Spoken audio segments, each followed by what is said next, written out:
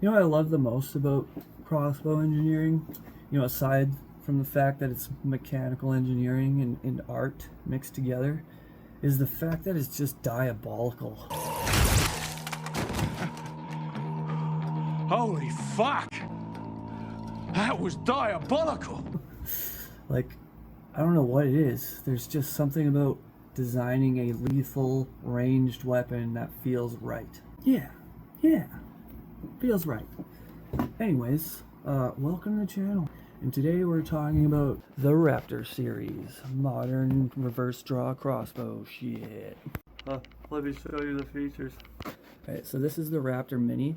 This is what was released before I started working on the crossbow I'm working on right now. I do have like other videos where I go into the features, but in this video I'm gonna focus more on the things that needed to be improved, things that about it that I don't like and what I'm changing about them. And I'm also going to try this red dot sight because this is the first red dot sight I've ever actually owned. I've never actually used like a sight before or a Picatinny rail before, so this will be my first time trying to dial this in. This is a reflex sight. It's like the basic tier of red dot tech, I guess. And basically all it does is it has a little light projector down here that superimposes a crosshair on this lens here. So I'll show you what that looks like.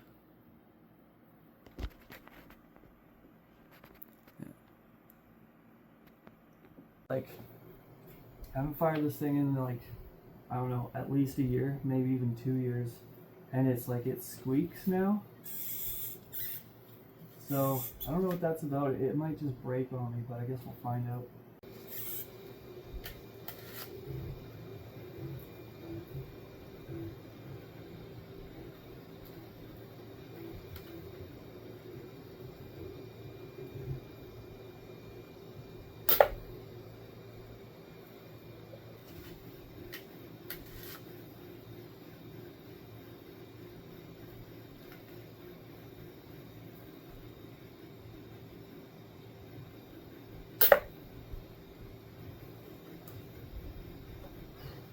Yeah, that one was actually pretty.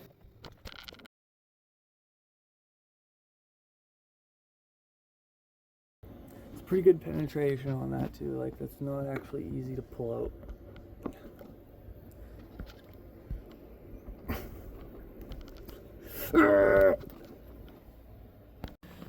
Yeah, so there you have it. Like, it's pretty cool. Like, you can just have it sitting around for years and pick it up and use it and it still works, you know?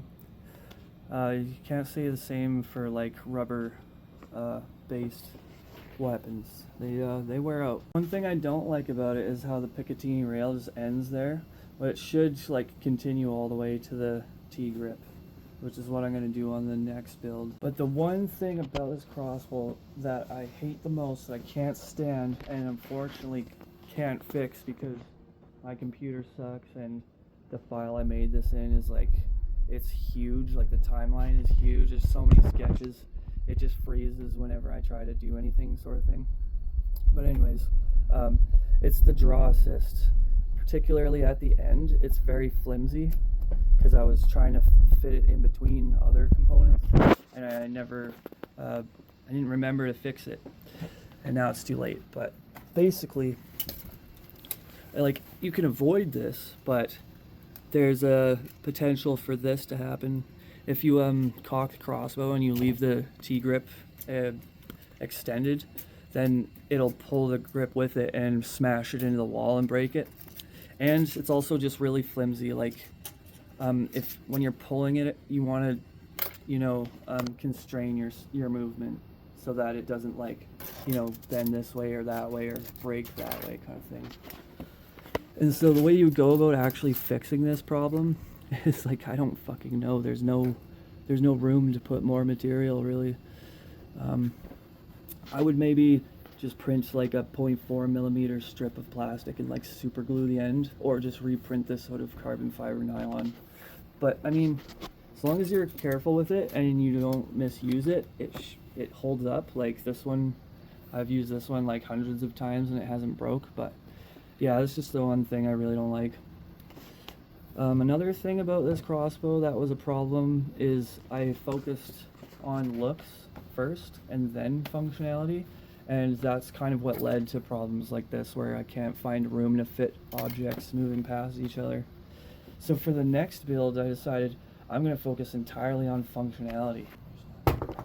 Yeah, I decided I'm not going to care about how it looks in the beginning. I'm just going to focus entirely on mechanical features and prototyping them, testing them, making sure they all work, and then worry about the looks. But I've recently learned the hard way that that's not good either. You shouldn't, there's no, like, neither of them supersede the other one. It's like functionality and looks are something that you should balance the whole way through the project so that you don't have to last minute think about one or the other kind of thing. The thing I hate the most about this, aside, it's nutted and bolted together really sloppy, that's fine, it's a test prototype. The thing I can't stand about this is how wide it is. The reason it's so wide is because of the fancy repeating mechanism that like dispenses the bolts into the chamber. But I've thought of a way that I can re-engineer this without getting rid of that feature and like reduce this by like a very considerable amount, like shrink it down by at least, I don't know, 3 or 4 centimeters kind of thing. Yeah, but aside from that, the limbs are great. These are just PLA limb springs and they're so fucking strong. I don't even know, I don't know how strong they are. I have to build the rest of the crossbow good enough to find out. And yeah, like, I have no doubt whatsoever that I can develop this into a straight up lethal crossbow, because I have 2 spools of carbon fiber nylon just chilling there, which I haven't touched. I'm not using them yet. I'm saving them as like a late Christmas present for myself, because I know that if I dial in these limb springs as good as possible out of the cheap stuff, the difference is still going to translate to that. Like, it's the gains will be just that much more if I make this perfect first and then switch to carbon fiber nylon. Because some dude who made this crossbow, like, I only ever made this out of PLA and I was getting 150 feet per second.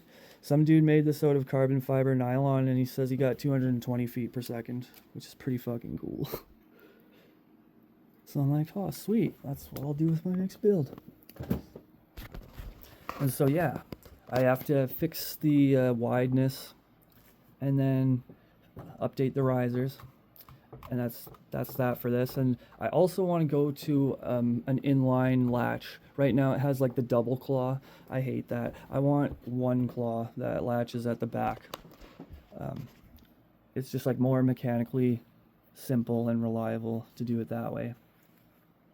And then for looks, the aesthetic of this thing is going to be fucking awesome, because I've learned some new aesthetic techniques for my 3D printing quite recently that I will now demonstrate. I got plumage, and I also got like neon reactive shit, like down to a science over here. And I think most scientists agree that raptors had plumage, like feathers.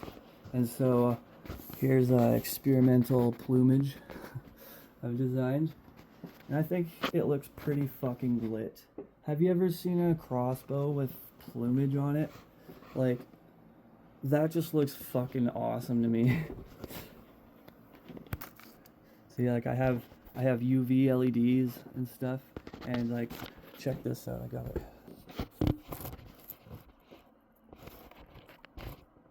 Look at that. This is just in a lit room, you know? That shit glows. You think that's cool?